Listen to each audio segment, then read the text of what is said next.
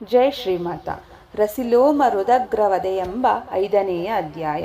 ದೇವಿಯು ದುಷ್ಟರಾದ ರಸಿಲೋಮಾದಿಗಳನ್ನು ಸಂಹರಿಸಿದ್ದು. ಪರಮ ಪರದೇವತೆಯು ರಣದಲ್ಲಿ ದುರುಳ ರಸಿಲೋಮನ ರುದಗ್ರನ ಹರಣ ಕೊಂಡಳು. ಸುರರು ನಲಿಯಲಿ ಖಾಗ ಮಹಾಲಕ್ಷ್ಮಿ. ರಾಕ್ಷಸರು ಪ್ರಚಂಡವಾಗಿ ಯುದ್ಧ ಮಾಡಿ ಮಡಿದುದನ್ನು ನೋಡಿ ರಸಿಲೋಮನು ಕೋಪಾವಿಷ್ಟನಾದನು. ಅವನ ಕಣ್ಣುಗಳು ಕೆಂಗಿಡಿಯನ್ನು ಕಾರಿದವು. ಇವಳು ಮಹಾ ಸೈನ್ಯವನ್ನು ನಾಶ ಮಾಡಿದಳು, ಇವಳನ್ನು ಕಡಿದು ತುಂಡು ತುಂಡು ಮಾಡುವೆ ಎನ್ನುತ್ತಾ ಅವನು ಭಯಂಕರವಾದ ಕೋದಂಡಕ್ಕೆ ಬಾಣಗಳನ್ನು ಹೂಡಿದನು. ಅನಂತರ ಬಾಣಗಳಿಂದ ದೇವಿಯನ್ನು ಮುತ್ತಿದನು. ಸಿಂಹದ ರೋಮ ರೋಮಗಳಿಗೂ ತಾಕುವಂತೆ ಬಾಣಗಳ ಮಳೆಯನ್ನೇ ಸುರಿಸಿದನು. ಹೀಗೆ ರಸಿಲೋಮನ ಬಾಣಗಳಿಂದ ಎಲ್ಲ ಕಡೆಯೂ ಬಾಣಗಳೇ ಕಾಣತೊಡಗಿ ಕಾರ್ಗತ್ತಲೆಯೂ ಮುಸುಕಿತು. ಶೌನಕರೇ ಕೇಳಿ, ದೇವಿಯ ಮೇಲೆ ಅವನು ಶರವರ್ಷವನ್ನು ಮಾಡಿದ್ದು ಬಡಭಾಗ್ನಿಯ ಮೇಲೆ ಹಿಮವು ಕವಿದಂತಾಯಿತು. ಕಾಳಿಕಾದೇವಿಯು ರಸಿಲೋಮನ ಬಾಣಗಳನ್ನೆಲ್ಲವನ್ನೂ ಛೇದಿಸಿ ಹಾಕಿದನು. ಅವನ ಬಾಣದ ಹೆದೆಯನ್ನು ಹುಡಿ ಮಾಡಿದಳು. ಸಾರಥಿಯನ್ನು ಬಾಣದಿಂದ ಇರಿದಳು. ಧನಸ್ಸು, ರಥ, ಕುದುರೆಯನ್ನು ಕಡಿದು ಹಾಕಿದಳು. ಆಗ ರಾಕ್ಷಸನು ಮತ್ತೆ ಬಿಲ್ಲು ಹಿಡಿದು ರಥವೇರಿ ದೇವಿಯನ್ನು ಬಾಣಗಳಿಂದ ಮುತ್ತಿದನು. ದೇವಿಯು ಮತ್ತೆ ಅವುಗಳನ್ನು ಛೇದಿಸಿದಳು. ಮತ್ತೆ ಅವನು ಹೊಸ ರಥವನ್ನೇರಿ ಬಂದನು. ಈ ರೀತಿ 50 ರಥಗಳನ್ನು ಕ್ರಮವಾಗಿ ದೇವಿಯು ನಾಶ ಮಾಡಿದಳು. ರಸಿಲೋಮನು ದೇವಿಯ ಶೌರ್ಯವನ್ನು ಮೆಚ್ಚಿಕೊಂಡು ಆಕೆಯನ್ನು ಕುರಿತು, ನೀನು ಸ್ತ್ರೀಯಲ್ಲ, ನೀನು ಬಹಳ ಶಕ್ತಿವಂತಳು. ಜಗತ್ತಿನ ಸ್ತ್ರೀಯರಲ್ಲಿ ಯಾರಿಗೂ ನಿನ್ನಷ್ಟು ಸಾಮರ್ಥ್ಯವಿಲ್ಲ. ಇದು ಸುಳ್ಳಲ್ಲ. ದೇವತೆಗಳು ಮೈಗಳ್ಳರು. ಪಾಪ, ನೀನೊಬ್ಬಳನ್ನೇ ಕೊಲ್ಲಿಸಲು ಇಲ್ಲಿಗೆ ನಿನ್ನನ್ನು ಕರೆದು ತಂದಿದ್ದಾರೆ. ಆದ್ದರಿಂದ ಹೋಗು, ನಿನ್ನನ್ನು ಕೊಲ್ಲುವುದಿಲ್ಲ, ನಿನ್ನ ಪ್ರಾಣವನ್ನು ಕಾಪಾಡಿದ್ದೇನೆ ಎಂದನು. ದೇವಿಯು ರಸಿಲೋಮನ ಮಾತುಗಳನ್ನು ಕೇಳಿ, ರಸಿಲೋಮ ಕೇಳು, ನೀನು ಹೇಳಿದ್ದು ನಿಜ. ಈ ಪ್ರಪಂಚದಲ್ಲಿ ಸ್ತ್ರೀಯರಿಗೆ ಯಾರಿಗೂ ಈ ಶಕ್ತಿ ಇಲ್ಲ. ದೇವತೆಗಳು ನಿನ್ನ ಮೇಲೆ ಹಠ ತೊಟ್ಟು ಕೊಲ್ಲಲಿಕ್ಕೆ ಇಲ್ಲಿಗೆ ನನ್ನನ್ನು ಕರೆತಂದಿದ್ದಾರೆ. ನಿನ್ನನ್ನು ಕೊಲ್ಲಲು ಬಂದಿದ್ದೇನೆ ಎಂದು ಬಾಣಗಳನ್ನು ಪ್ರಯೋಗಿಸಿದಳು. ರಸಿಲೋಮನ ಧನಸ್ಸು, ರಥ, ಸಾರಥಿ, ಕುದುರೆ, ಆನೆಗಳು ಮಡಿದವು. ಬಾಣಗಳು ಅವನ ಕವಚವನ್ನು ಒಡೆದು ಸೀಳಿಕೊಂಡು ಎದೆಗೆ ನೆಟ್ಟವು. ರಕ್ತವು ಹರಿಯಿತು. ರಸಿಲೋಮನು ಎದೆಗೆ ನೆಟ್ಟ ಬಾಣಗಳನ್ನು ಕಿತ್ತೆಸೆದು ಕೋಪದಿಂದ ಗರ್ಜಿಸುತ್ತಾ ಗದೆಯನ್ನು ಕೈಗೆತ್ತುಕೊಂಡನು. ಅವನನ್ನು ನೋಡಿ ದೇವತೆಗಳು ನಡುಗಿದರು. ಅವನ ಆ ಪ್ರಚಂಡವಾದ ಆಯುಧದ ಶಬ್ದ ಮಾತ್ರದಿಂದಲೇ ಗಿರಿಗಳು ಒಡೆದು ಹೋಳಾಗಿ ಉರುಳಿಬಿದ್ದವು. ಸಮುದ್ರವು ಅಲ್ಲೋಲ ಕಲ್ಲೋಲವಾಯಿತು. ಸಿಡಿಲಿನಂತೆ ಬಂದ ಗದೆಯನ್ನು ಶಾಂಭವಿಯು ತುಂಡಾಗಿಸಿದಳು. ಆಗ ರಸಿಲೋಮನು ಶೂಲವನ್ನು ಕೈಲಿ ಹಿಡಿದು ದೇವಿಯನ್ನು ಕುರಿತು, ಎಲೈ ಮೂಢ ಸ್ತ್ರೀಯಳೇ, ಇದನ್ನು ನೀನು ಎದುರಿಸಿದೆಯಾದರೆ ನೀನು ಗೆದ್ದಂತೆ. ಮೇಲೆ ದೇವತೆಗಳಿಂದು ನನ್ನನ್ನು ಎವೆಯಿಕ್ಕದೆ ನೋಡುತ್ತಿರಲಿ. ಸ್ತ್ರೀಯೆಂದು ಸುಮ್ಮನೆ ಬಿಟ್ಟೇನೆಂದರೆ ನಿನ್ನ ಆಟೋಪ ಬಹಳವಾಯಿತು ಎಂದು ಶೂಲವನ್ನೆಸೆದನು. ದೇವತೆಗಳು ನಡುಗಿದರು. ದೇವಿಯು ತನ್ನ ಕಡೆ ಬರುತ್ತಿದ್ದ ಕಿಡಿಗಳನ್ನು ಸೂಸುತ್ತಿದ್ದ ಶೂಲವನ್ನು ತನ್ನ ಬಾಣದಿಂದ ಶತಚೂರ್ಣವಾಗಿಸಿ ರಸಿಲೋಮನ ಕವಚವನ್ನು ಛೇದಿಸಿ ಕೊಂಡು ಎದೆಯಲ್ಲಿ ನಾಟುವಂತೆ ಬಾಣಗಳನ್ನು ಸುರಿಸಿದಳು. ರಸಿಲೋಮನು ಮೂರ್ಛಿತನಾಗಿ ಬಿದ್ದನು. ಆಗಲೇ ಎಡಬಳಗಳಲ್ಲಿ ಅಸಂಖ್ಯೆಯಲ್ಲಿ ರಥಿಕರು, ರಾವುತರು, ವೀರರಾದ ಯೋಧರು ಗರ್ಜಿಸುತ್ತಾ ಬಂದು ಪರಾಂಬೆಯ ಮೇಲೆ ಆನೆಗಳನ್ನು ಬಿಟ್ಟು ಮುತ್ತಿದರು. ಶಿವನ ಹಣೆಯಿಂದ ಹೊರಬರುವ ಕಿಚ್ಚಿನಂತೆ ರಾಕ್ಷಸರ ಸೈನ್ಯವು ಬಂದು ಮುತ್ತಲು ಶಾಂಭವಿಯು ಚಕ್ರವನ್ನು ಹಿಡಿದು ಅದನ್ನೇ ಪ್ರಯೋಗಿಸಿ ಆ ಮಹಾ ಸೈನ್ಯವನ್ನು ಸಂಹರಿಸಿ ಹಾಕಿದಳು. ದೇವಿಯ ವಾಹನವಾದ ಸಿಂಹದ ಉಗುರಿನಿಂದಲೇ ಏಟು ತಿಂದು ಸತ್ತ ಆನೆ ಕುದುರೆಗಳ ಲೆಕ್ಕವೇ ಇಲ್ಲ. ಸೈನಿಕರು ಸತ್ತುದಕ್ಕೆ ಕೊನೆ ಮೊದಲೇ ಇರಲಿಲ್ಲ. ಆ ಸೈನ್ಯದಲ್ಲಿ ಜೀವದಿಂದ ಉಳಿದುಕೊಂಡವರ್ಯಾರೂ ಇರಲಿಲ್ಲ. ಏನು ಹೇಳಲಿ, ರಕ್ತವು ಹಲವಾರು ನದಿಗಳಾಗಿ ಹರಿದು ಹೋಯಿತು. ಇತ್ತ ರಸಿಲೋಮನು ಬೇಗನೆ ಮೂರ್ಛೆಯಿಂದ ಎಚ್ಚೆತ್ತು ದೇವಿಯನ್ನು ಕುರಿತು, ನೀನು ಈ ಶಕ್ತಿಪೂರ್ಣವಾದ ಅಸ್ತ್ರದಿಂದ ಪರಾದೆಯಾದರೆ ನೀನು ಪರದೇವತೆ ಎಂದು ಗರ್ಜಿಸಿ ಮಹಾಶಕ್ತಿಯನ್ನು ಪ್ರಯೋಗಿಸಿದನು. ಆ ಮಹಾಶಕ್ತಿಯನ್ನು ಏನೆಂದು ಹೇಳಲಿ, ಅದು ಬುಗಿಸಿತು. ಅದರಿಂದ ಹೊರಟ ಕಿಡಿಯಿಂದ ಸುರ ನದಿಯು ಬತ್ತಿ ಹೋಯಿತು. ದೇವತೆಗಳ ಪುರಗಳಲ್ಲೆಲ್ಲ ಹೊಗೆ ಆವರಿಸಿಕೊಂಡಿತು. ದಿಕ್ಕುಗಳಲ್ಲಿಯೂ ಕತ್ತಲೆ ಆವರಿಸಿಕೊಂಡಿತು. ದೇವತೆಗಳು ಭಯದಿಂದ ಬೆದರಿದರು.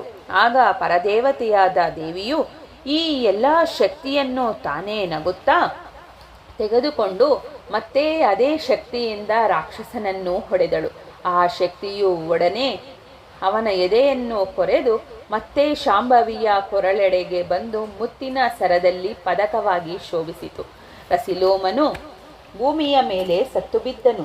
ದೇವಾದಿ ದೇವತೆಗಳೆಲ್ಲರೂ ಆನಂದ ಪುಳಕಿತರಾದರು. ರಸಿಲೋಮನು ಅವನ ಸೈನ್ಯವು ಹತವಾದುದನ್ನು ನೋಡಿ ರುದಗ್ರನು ಭಯಂಕರವಾದ ಧನಸ್ಸನ್ನು ಹಿಡಿದು ನಿಂತನು. ಅವನ ಕಣ್ಣುಗಳಿಂದ ಬೆಂಕಿಯ ಕಿಡಿಗಳು ಹೊರಬರುತ್ತಿದ್ದವು. ಸೈನ್ಯವನ್ನು ಮುಂದಕ್ಕೆ ತಳ್ಳಿ ಶಾಂಭವಿ ದೇವಿಯನ್ನು ಶರವರ್ಷದಿಂದ ಮುತ್ತಿದನು. ಪರ್ವತಕ್ಕೆ ಮಂಜು ಮುತ್ತುವಂತೆ ಬಾಣಗಳು ದೇವಿಯನ್ನು ಮುತ್ತಿದವು. ಆ ಮಹಾಲಕ್ಷ್ಮಿಯು ಮೇಘಾಸ್ತ್ರದಿಂದ ರಾಕ್ಷಸರ ಬಾಣಗಳನ್ನು ಕೊಚ್ಚಿ ಹಾಕಿ ಸಿಡಿಲನಂತೆ ಸಿಡಿಯುವ ಬಾಣಗಳನ್ನು ಸೈನ್ಯದ ಮೇಲೆ ಮಳೆಯಂತೆ ಸುರಿಸಿದಳು. ದೇವಿಯ ಶರಘಾತಕ್ಕೆ ಸಿಕ್ಕಿ ಧನಸ್ಸುಗಳು ಕೆಳಗೆ ಬಿದ್ದವು. ರಥವೇ ಬೇರೆಯಾಗಿ ಗಾಳಿಗಳೇ ಬೇರೆಯಾದವು. ಸಾರಥಿ ಯಮಪುರಿಗೆ ಹೋದನು. ಆಗ ರುದಗ್ರನು ದೇವಿಯ ಪ್ರತಾಪವನ್ನು ಮನಸ್ಸಿನಲ್ಲಿಯೇ ಮೆಚ್ಚಿಕೊಂಡು ಈ ಹೆಂಗಸಿಗೆ ಇಷ್ಟೊಂದು ಸಾಮರ್ಥ್ಯವೇ ಎಂದು ಬೆರಗಾದನು. ಮತ್ತೆ ಮನಸ್ಸಿನಲ್ಲಿಯೇ ನಮ್ಮ ಬಾಣಗಳನ್ನು ಕಡಿದು ಹಾಕಿದವರು ಯಾರೂ ಇಂದಿನವರೆಗೂ ಇಲ್ಲ. ಹರಿಹರರೂ ನಮ್ಮ ಮುಂದೆ ನಿಲ್ಲಲಾರರು. ದೇವತೆಗಳೇ ನಮ್ಮ ಸೇವಕರಂತಿದ್ದಾರೆ. ನಮಗೆ ಇಂಥ ಸೋಲು ಎಂದು ಆಗಿಲ್ಲ. ಆದ್ದರಿಂದ ಆಕೆಯನ್ನು ಮಾತನಾಡಿಸಿ ನೋಡುತ್ತೇನೆ ಎಂದು ನಿರ್ಧರಿಸಿ ದೇವಿಯನ್ನು ಕುರಿತು, ನೀನು ಯಾರು? ನೀನಿರುವ ಸ್ಥಳ ಯಾವುದು? ನಿನ್ನ ಹೆಸರೇನು? ನೀನು ಇಲ್ಲಿಗೆ ಹೇಗೆ ಬಂದೆ?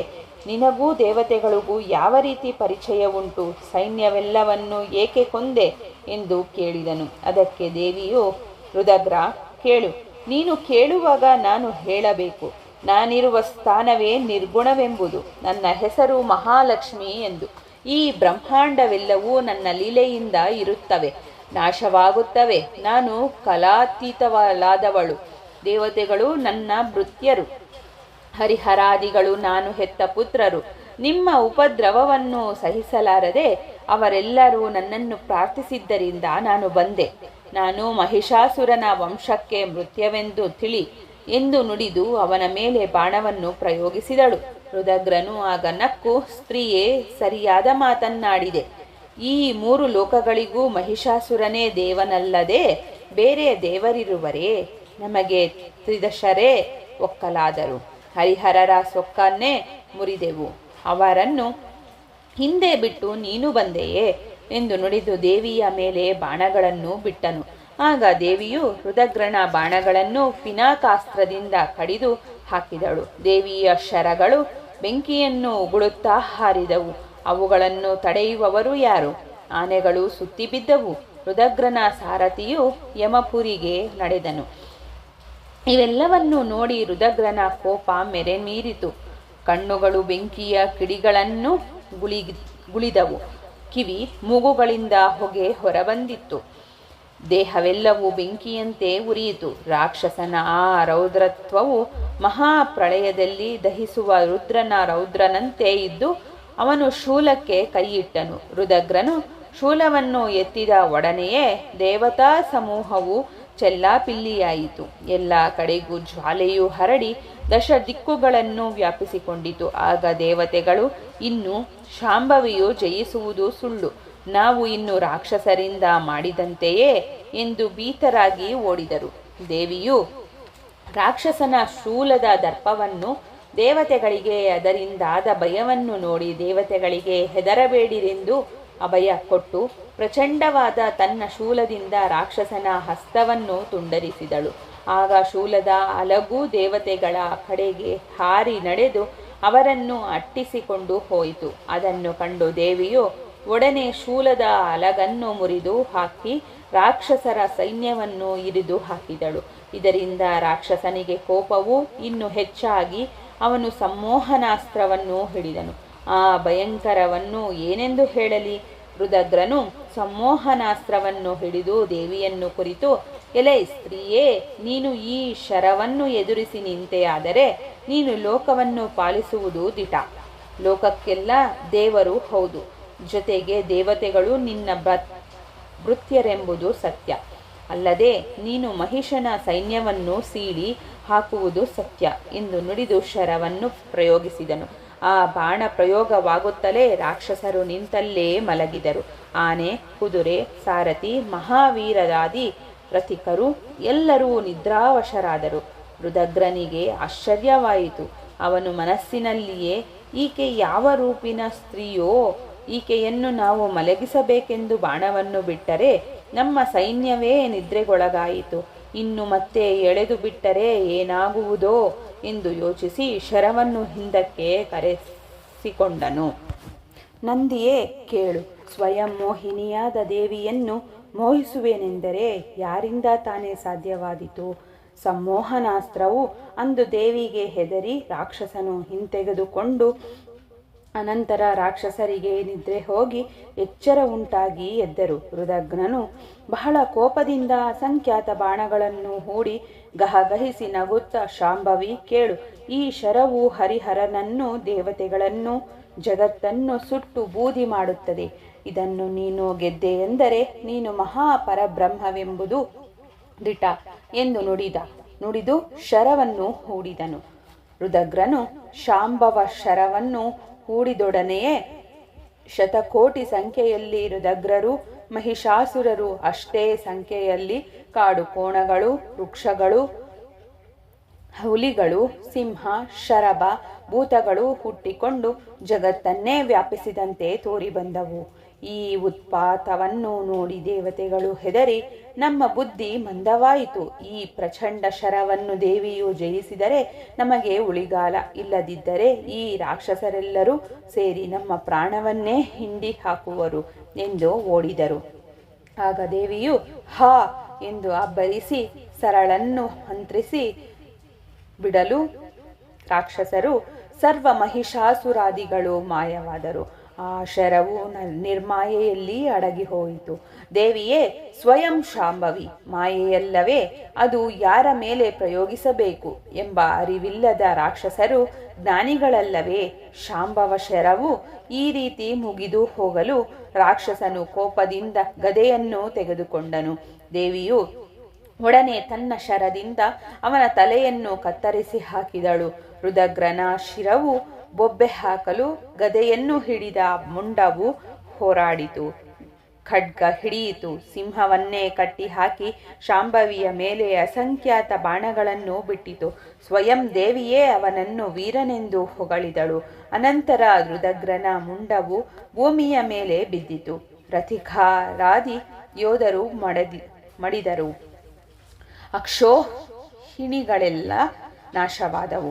ರಕ್ತ ಹರಿಯಿತು. ಮೆದುಳು ನರಗಳೆಲ್ಲ ಚೆಲ್ಲಾಪಿಲ್ಲಿಯಾಗಿ ರಣರಂಗವನ್ನು ಅಲಂಕರಿಸಿದ್ದವು. ಆಗ ದೇವತೆಗಳು ದೇವಿಯನ್ನು ಭಜಿಸಿ ಚಿದಾನಂದಾತ್ಮಗುರುವರನ್ನು ನೆನೆದರು. ರಸಿಲೋಮ ರುದ್ರವಧೆ ಎಂಬ ಪಂಚಮ ಅಧ್ಯಾಯವು ಮುಕ್ತಾಯವಾಯಿತು. Thanks for watching this video. Please subscribe my YouTube channel for more videos. And also share this video to reach more number of people. Thank you.